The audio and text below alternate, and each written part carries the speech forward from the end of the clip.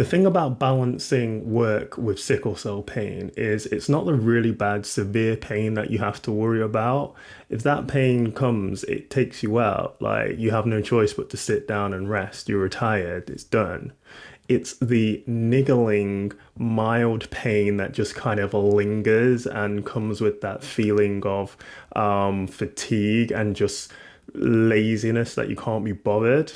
And it actually is a case of you've completely lost motivation.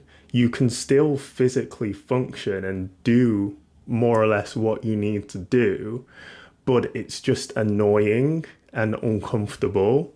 And when you're in a work situation where you don't have any external accountability, it can be difficult to force yourself to do what needs to be done. So this is kind of a positive of having a employed job because it gives you a external accountability. You have to go there and be there in order to get paid.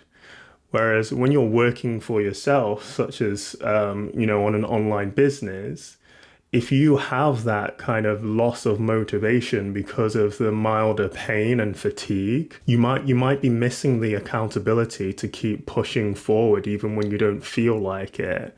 And what can be really helpful to give you that is having a really strong goal which causes a emotional response. So you have that emotion attached to some kind of result that you want to achieve, whether it's making X amount of money or it's being able to afford to buy a holiday, and the emotion that you're going to feel when you're on that holiday, having such a great time.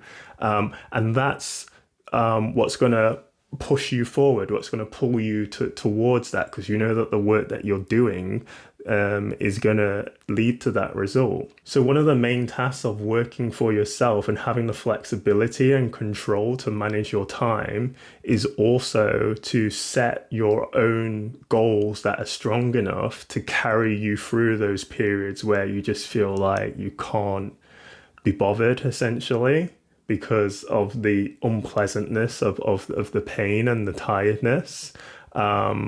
And yeah, it can be quite a fine balance between when do you continue working and when do you say, okay, actually, yeah, I do need to rest.